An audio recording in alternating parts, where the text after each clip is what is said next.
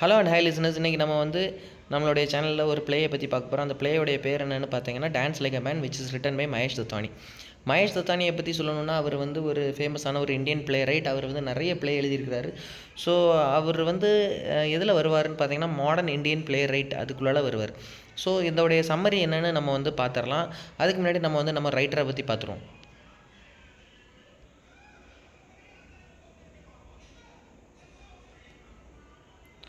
So ரைட்டரை பற்றி பார்த்தோம்னா writer அவங்க நான் ஏற்கனவே லேட்டாக சொன்னேன். அவர் ஒரு இந்தியன் ரைட்டர். அவர் இந்தியன் பிளே ரைட்டில் உள்ள ஒரு பெரிய ஒரு பயனியர்னு. அவர் எழுதின ஒரு இம்பார்ட்டண்டான பிளேலாம் பார்த்துடலாம். நீங்கள் கண்டிப்பாக படிச்சிருப்பீங்க. சின்ன வயசில் பார்த்தீங்கன்னா நீங்கள் தாரான்னு ஒரு பிளே படிச்சிருப்பீங்க. அதுக்கப்புறம் where there is a will படிச்சிருப்பீங்க. And muggy night of Mumbai படிச்சிருப்பீங்க. கன்யாதான். அதுக்கப்புறம் ஏகப்பட்ட பிளே அவர் எழுதியிருக்கிறாரு. அதில் சில இம்பார்ட்டண்டான பிளேயில் இந்த பிளேயும் ஒன்று. ஸோ அவர் யாருன்னு பார்த்தோன்னா நம்ம ஸ்க்ரீனில் பார்க்கலாம். Is only writer to write in English and got Sahitya Akademi award in for play. அவருடைய இம்பார்ட்டண்டான பிளே என்னென்னு பார்த்தீங்கன்னா Tara, where there is will, on a muggy night of Mumbai are some of his famous play. இதெல்லாம் அவருடைய சில ஃபேமஸான பிளேஸ். ஸோ நம்ம நம்மளுடைய இனி கதைக்குள்ளால போயிடலாம். ஸோ நம்மளுடைய கதையில் உள்ள மெயினான கேரக்டர்ஸ் யாரெல்லாங்கிறத நான் சொல்லிடுறேன். நம்மளோட கதையோட மெயினான கேரக்டர் யாருன்னா ஜெயராஜ், ரத்னா, அமிர்த்லால், லதா, விஸ்வா. ஜெயராஜ் யாருன்னா ஒரு கிளாசிக்கல் டான்ஸர். அவர் ஒரு கிளாசிக்கல் பரதநாட்டியம் டான்ஸர். அதே மாதிரி ரத்னா அவங்க யாருன்னா அவங்க ஜெயராஜோட ஒய்ஃபு.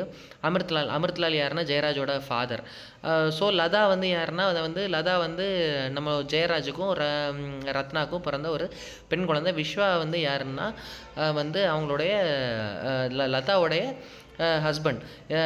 ஓகே, இதை கதையை நம்ம ஸ்டார்ட் பண்ணிடலாம். ஜெயராஜ் ஒரு கிளாசிக்கல் பரதநாட்டியம் டான்ஸர். அவர் என்ன பண்ணுறாருன்னா பரதநாட்டியம் படிக்கிறாரு. அது அமிர்த்லாலுக்கு சுத்தமாகவே பிடிக்கல. ஸோ இந்த கதை எங்கே ஸ்டார்ட் ஆகுதுன்னா குஜராத்தில் ஸ்டார்ட் ஆகி இது தமிழ்நாட்டில் முடியும். தமிழ்நாட்டிலேருந்து அதுக்கப்புறம் திரும்ப குஜராத்துக்கு போகும். ஸோ இந்த மாதிரி ஒரு நான் லீனியர் வேலை தான் நம்மளுடைய ரைட்டர் சொல்லியிருப்பார். ஆனால் இது சிம்பிளாக நான் உங்களுக்கு சொல்கிறேன். ஜெயராஜ் என்ன பண்ணுவார்னா ஒரு பரதநாட்டியம் டான்ஸராக இருக்கிறாரு. ஸோ அவருக்கு அமிர்த்லாலுக்கு ஜெயராஜை சுத்தமாகவே பிடிக்கல. ஏன்னா அவர் என்ன நினைக்கிறாருன்னா பரதநாட்டியம் படிக்கக்கூடிய ஆம்பளைங்க கிட்ட அந்த மென்லினஸ் இருக்காது, அந்த ஒரு மென்லி ஃபிசிக் இருக்காது. அவங்க என்னென்னா just like they will be little bit feminine, அந்த மாதிரி இருக்கும். அவங்கள்ட்ட ஒரு ஆண்மை தன்மை இருக்காதுன்னு அமிர்த்லால் எப்போவுமே நம்புவார். ஏன்னா ஜெயராஜ் எப்போவுமே கொஞ்சம் முடிய நிறைய வளர்த்துருப்பார்.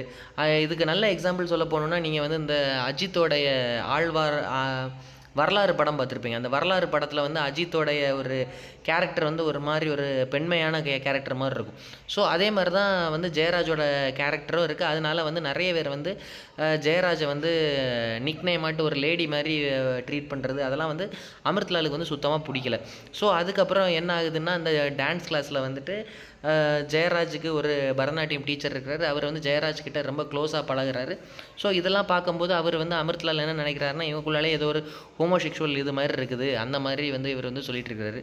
ஸோ இந்த மாதிரி நடந்துகிட்டு இருக்கும்போது என்ன ஆகுது, அதே ஒரு டான்ஸ் கிளாஸில் ரத்னா ஒரு லேடியை பார்க்குறாரு. ரத்னா அவள் ரொம்பவே ஒரு ஆம்பிஷியஸான ஒரு லேடி. அவள் என்ன பண்ணுறான்னா ஜெயராஜும் அவங்களும் ரெண்டு பேரும் சேர்ந்து என்ன பண்ணுறாங்க டான்ஸ்லாம் ஆடுறாங்க. டான்ஸ் ஆடும்போது அவங்களுக்குள்ளால ஒரு காதல் வருது. காதல் கடைசி கல்யாணம் வரப்போகுது. ஸோ இதுவுமே அமிர்த்லாலுக்கு சுத்தமாக பிடிக்கல. ஸோ பிடிக்காத போது என்ன ஆகுதுன்னா இவங்க ரெண்டு பேரும் கல்யாணம் பண்ணிக்கிறாங்க. கல்யாணம் பண்ணதுக்கப்புறம் அமிர்த்லால் ரத்னா ஸ்டேஜில் பெர்ஃபார்ம் பண்ணுறதெல்லாம் சுத்தமாக பிடிக்கவே மாட்டேங்குது. அமிர்த்லால் என்ன சொல்கிறாருன்னா இதெல்லாம் தேவதாசிகள் பண்ணக்கூடியது. தேவதாசிகள்னால் இந்த மாதிரி பழைய காலத்தில் கோவிலெல்லாம் போய் ஆடுவாங்க. இது ஒரு தேவதாசியை நீ கல்யாணம் பண்ணி கொண்டு வந்துட்டன்னு சொல்லிட்டு சொல்லுவார். அதே மாதிரி அவருக்கு ஜெயராஜ் தன்னுடைய பெத்த பையனையுமே பிடிக்காது. ஏன்னா அவர் ஒரு மென்லி கேரக்டர் அவர்கிட்ட இல்லை. ஏன்னா ஒரு ஃபெமினியன் மாதிரி நடக்கிறாரு. ஸோ பெத்த அப்பாவுக்கே மகனையும் பிடிக்கல, மருமகளையும் பிடிக்கல. ஸோ இதனால ஒரு பிரச்சனைகள் இருக்கும்போது அப்போ என்ன ஆகுதுன்னா அமிர்த்லால் ஒரு நாள் என்ன பண்ணிடுறாரு, இவர் அந்த பெண்மை மாதிரி நடக்கிறதுனால ரெண்டு பேரையுமே என்ன பண்ணுறாருன்னா நீங்கள் டான்ஸ் கற்றுக்க கூடாதுன்னு சொல்லிடுறாரு. ஆனால் ரத்னாக்கும் ஜெயராஜுக்கும் டான்ஸில் ஒரு ஹையர் லெவலுக்கு போகணும், ரொம்ப ஒரு பெரிய ஒரு லெவல் அச்சீவ் பண்ணணுங்கிறது தான் இவங்க 2 பேர்த்தோட தாட். ஸோ இவங்க வந்து அவங்க அமிர்த்லாலோட பேச்சை கேட்க மாட்டேங்கிறாங்க. பேச்சை கேட்காம இருக்கிறனால ஜெயராஜும் ரத்னாவும் என்ன பண்ணுறாங்கன்னா, ஏற்கனவே அவங்க வந்து அவங்களோட ப்ரொஃபஷன் வந்து அமிர்த்லாலுக்கு பிடிக்கல. அதே மாதிரி 2 பேர் விருப்பம் இல்லாமல் கல்யாணம் பண்ணதும் வந்து இவங்களுக்கு சுத்தமாக பிடிக்கல. ஸோ இவர் வந்து என்ன பண்ணுறாருன்னா 2 பேர்த்தையுமே வந்து வீட்டை விட்டு துரத்திடுறாரு. துரத்திட்டு சொல்கிறாரு, உங்களுக்கு வந்து நான் என் சொத்தில் ஒரு பைசா கூட தரமாட்டேன்னு வந்து சொல்கிறார். சொல்லும்போது ஜெயராஜும் ரத்னாவும் என்ன பண்ணுறாங்கன்னா, ஜெயராஜோட ஒரு மாமா இருக்கிறாரு. மாமாவோட வீட்டுக்கு போய் வந்து தஞ்சம் புகுறாங்க. புகும்போது அப்போ வந்து என்னென்னா, அந்த ஜெயராஜோட மாமா வந்து ரத்னா கிட்ட தப்பாக நடக்கிறார். ஸோ தப்பாக நடக்கிறத பார்த்த ஜெயராஜ் வந்து என்ன பண்ணுறாருன்னா, ரத்னாவை கூட்டிகிட்டு திரும்பியுமே அமிர்த்லால் கிட்ட வர்றாரு. வந்ததுக்கப்புறம் அமிர்த்லால் வந்து என்ன பண்ணுறாருன்னா வந்து ஒரு டீலிங் வந்து போடுறாரு. என்னென்னா, நீ வந்து என்ன வேணாலும் பண்ணிக்க, நீ வந்து ஒரு ஃபேமஸான டான்ஸராக ஆகிக்க, ஆனால் என் மகனை வந்து நீ வந்து ஸ்டேஜில் ஏற்றக்கூடாது, அவனை வந்து ஒரு ஒரு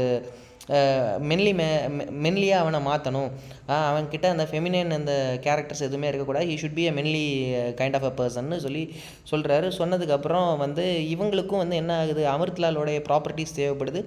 அமிர்த்லாலோட சப்போர்ட் இல்லாமல் இவங்களால எதுவும் பண்ணவும் முடியல. ஸோ இவங்களும் வந்து அதை அக்செப்ட் பண்ணுறாங்க. ஸோ ஜெயராஜ் வந்து என்ன பண்ணுறாருன்னா, ஜெயராஜுக்குமே வந்து பயங்கரமான ஒரு டான்ஸர் ஆகணும். ஸோ ஜெயராஜ் வந்து என்ன பண்ணுறாரு, ஜெயராஜ் வந்து அவரோட கரியரை தியாகம் பண்ணிவிட்டு ஒய்ஃபோட கரியரை வந்து பில்ட் பண்ணணும்னு நினைக்கிறாரு. அதே டைமில் வந்து என்ன ஆகுதுன்னா, ஜெயராஜுக்கு வந்து என்னென்னா, ஜெயராஜுக்கும் ரத்னாவுக்கும் வந்து லதான்னு ஒரு குழந்த பிறக்குது. குழந்த பிறந்ததுக்கப்புறம் வந்து ரத்னாவும் நல்ல ஸ்டேஜில் டான்ஸ் ஆடுறாங்க. டான்ஸ் ஆடி நிறைய ப்ரைஸ்லாம் வந்து வாங்குறாங்க. அவங்களோட பேர் வந்து ரொம்ப புகழுக்கு போகுது. இது வந்து பார்த்து ஜெயராஜுக்கு ஒரு இன்ஃபீரியாரிட்டி காம்ப்ளெக்ஸ் ஆகுது. அந்த ஜெயராஜுக்கு இன்ஃபீரியாரிட்டி காம்ப்ளெக்ஸ் ஆக அவர் வந்து என்ன ஆகுறாருன்னா, கொஞ்சம் கொஞ்சமாக வந்து குடிக்கு வந்து அடிமையாகிட்டு இருக்கிறார். ஸோ அந்த குடிக்கு அடிமையாகிட்டு இருக்கும்போது அமிர்த்லாலும் வந்து என்ன பண்ணுறாருன்னா, மாற ஜெயராஜை வந்து ஏதோ சொல்லிகிட்டே இருக்க ஜெயராஜுக்கும் வந்து என்ன ஆகுதுன்னா, மனசு வந்து ரொம்ப இதாகுது. ஏன்னா அவர் வந்து என்ன நினைக்கிறாருன்னா, ஒய்ஃபும் இப்போ வந்து மதிக்க மாட்டேங்கிறா. ஒய்ஃபும் வந்து என்ன பண்ணுறா, வந்து மகளை வந்து பெரிய டான்ஸர் ஆக்கணும்னு சொல்லிட்டு மகளை வந்து டான்ஸ்லாம் டீச் பண்ணி மகளை வந்து ஸ்டேஜ் ஏற்றுறாங்க. ஏற்றும்போது லதாவுமே நல்ல பெர்ஃபார்மன்ஸ் பண்ணி அவங்களுமே வந்து பெரிய லெவலுக்கு போகிறத வந்து என்னென்னா வந்து ஜெயராஜால் தாங்க முடியல. ஏன்னா எல்லாமே ஜெயராஜ் வந்து தியாகம் பண்ணார். ஜெயராஜ் வந்து அவருடைய லைஃபே தியாகம் பண்ணிட்டார். ஜெயராஜ் வந்து அவரோட பேஷனை வந்து அவர் வந்து என்ன பண்ணுறாருன்னா, நம்ம ரத்னாவுக்கு வேண்டி விட்டு கொடுத்துறாரு. ஆனால் அவருக்கு வந்து அமிர்த்லாலும் மதிக்க மாட்டேங்கிறாங்க, லதாவும் மதிக்க மாட்டேங்கிறாங்க, அதே மாதிரி அவங்களோட ஒய்ஃப் ரத்னா கூட மதிக்க மாட்டேங்கிறாங்க. ஸோ இந்த பழக்கங்கள் வந்து என்ன ஆகுதுன்னா, கூட கொஞ்சம் அவர் வந்து குடிக்கு வந்து ரொம்ப அடிமையாயிடுறாரு. அடிமையானதுக்கப்புறம் அவரால் வந்து ஒரு கிளாசிக்கல் டான்ஸராட்டு அவரால் ஆக முடியல. அவர் ஒரு ஃபெயிலியரான ஒரு டான்ஸராக மாறின உடனே என்ன ஆகுதுன்னா, இதை நினச்சி ரத்னா வந்து ஃபீல் பண்ணும்போது என்ன ஆகுதுன்னா, அதுக்கு முன்னாடியே ஒரு ப்ராப்ளம் நடந்திருக்கும். என்ன நடந்திருக்குன்னா, இந்த ஜெயராஜுக்கும் ரத்னாவுக்கும் ஒரு 2ஆவதாக ஒரு ஆம்பளை பையன் பிறந்திருப்பான். அந்த ஆம்பளை பையன் பிறக்கும்போது என்ன ஆகும்னா வந்து, ரத்னா வந்து ரொம்ப டான்ஸில் வந்து கான்சன்ட்ரேட் பண்ணதுனால வந்து என்ன பண்ணுவாங்க, இந்த ரத்னா வந்து அந்த பையனை வந்து வேலைக்காரி கிட்ட கொடுத்துட்டு போவாங்க. அந்த வேலைக்காரி என்ன பண்ணுவாங்கன்னா, இவங்க படுத்து தூங்கணும்னு சொல்லிட்டு அந்த பையனுக்கு வந்து தூக்க மாத்திரை கொடுத்துட்டே இருப்பாங்க. அதுவும் அந்த பையனும் சாப்பிட்டுட்டு தூங்கும்போது இப்படி இதெல்லாம் போயிட்டுருக்கும்போது ஒரு நாள் சடனாக என்ன ஆகுதுன்னா, வந்து அந்த வேலைக்காரி வந்து என்ன பண்ணுறாங்கன்னா, அந்த பையனுக்கு வந்து ஹை டோஸ் ஸ்லீப்பிங் டோஸ் கொடுத்துட்றாங்க. கொடுத்த உடனே அந்த பையனும் அதை சாப்பிட்டுட்டு தூங்கும்போது அது வந்து என்ன ஆயிடுதுன்னா, அந்த பையனோட டெத் ஆனதுக்கப்புறம் என்ன ஆகுதுன்னா, ஜெயராஜுக்கும் ரத்னாவுக்கும் பயங்கரமான சண்டை நடக்குது. அதுக்கப்புறம் ஜெயராஜ் வந்து சொல்கிறாரு, நீ வந்து இந்த டான்ஸிங் கரியரே விட்டுரு, உன்னால் என் பையனே இறந்து போயிட்டான். அதுக்கப்புறம் அந்த டைம்லேயே வந்து ரத்னா வந்து நிறைய அவார்ட்ஸ் அதெல்லாம் வாங்கிட்டாங்க. அதுக்கப்புறம் அவங்க வந்து என்ன பண்ணுறாங்கன்னா, அவங்க வந்து லதாவுக்கு மேலே கான்சன்ட்ரேட் பண்ணி லதாவை வந்து வளர்த்து கொண்டு வரணும். லதாவும் இப்போ வந்து என்ன ஆகிட்டாங்க, நல்ல ஒரு எஸ்டாப்ளிஷ்டு டான்ஸராக ஆகிட்டாங்க. அதுக்கப்புறம் விஸ்வாவுக்கும் இவங்களுக்கும் வந்து கல்யாணம் நடக்குது. விஸ்வாவுக்கு வந்து இந்த இடத்துல ஒரு பெரிய ரோல் எதுவுமே இல்லை. ஸோ அவங்க வந்து என்ன ஆகுதுன்னா, ஒரு அவங்கவுங்க காலத்தோடைய கட்டாயத்துக்காண்டி வாழ்ந்துட்டுருக்காங்க. ஜெயராஜ் வந்து இப்போ ஒரு கம்ப்ளீட்லி வந்து ஒரு லாஸ்ட் கிளாசிக்கல் டான்ஸர். அவர் வந்து இப்போ என்னென்னா ஒரு க்ரானிக் ட்ரிங்கராகவே மாறிடுறாரு. அவர் வந்து அவருடைய லைஃப்பை மொத்தமாகவே தொலைச்சிட்றாரு. இது எல்லாமே யாரோட கண்ணுக்கு முன்னாடி நடக்குதுன்னா, ரத்னா, அமிர்த்லால், லதா, விஸ்வா இவங்க கண்ணுக்கு முன்னாடி இது எல்லாமே நடக்குது. ஸோ இதில் வந்து என்ன வந்து தீம்னா வந்து ஒருத்தரோட ஏமை வந்து பேரண்ட்ஸ் வந்து எப்படி அக்செப்ட் பண்ணணும். எந்த ஒரு ஃபீல்டுமே வந்து குறைஞ்ச ஃபீல்டும் இல்லை, எந்த ஒரு ஃபீல்டுமே உயர்ந்த ஃபீல்டும் இல்லை. அதில் நம்ம வந்து எவ்வளவு தூரம் சக்ஸஸ்ஃபுல்லாக வாரோம், அதுதான் வந்து இந்த ஸ்டோரியில் வந்து நம்ம மகேஷ் தத்தானி வந்து சொல்லியிருக்காரு. மகேஷ் தத்தானியோட ஸ்டோரிஸ் எல்லாமே நீங்கள் வந்து பார்த்தீங்கன்னா எல்லாமே சொசைட்டியில் உள்ள ஏதாவது ஒரு ப்ராப்ளத்தை பற்றி தான் அவர் வந்து சொல்லியிருப்பார். ஸோ வந்து உங்களுக்கு இந்த வீடியோ வந்து பிடிச்சிருக்குன்னு நினைக்கிறேன். ஸோ இந்த வீடியோ பிடிச்சிருந்தா லைக் பண்ணுங்கள், ஷேர் பண்ணுங்கள். அதே மாதிரி சேனலை தயவு செஞ்சு சப்ஸ்கிரைப் பண்ணுங்கள். சப்ஸ்கிரைப் பண்ணி பார்த்தீங்கன்னா எனக்கும் கொஞ்சம் ரொம்ப ஹெல்ப்ஃபுல்லாக இருக்கும். நம்ம சேனலும் க்ரோ ஆகிறதுக்கு ரொம்ப யூஸ்ஃபுல்லாக இருக்கும். So thank you so much. Stay tuned. இதுக்கப்புறம் நிறைய வீடியோஸ் வந்துகிட்டே இருக்கும்.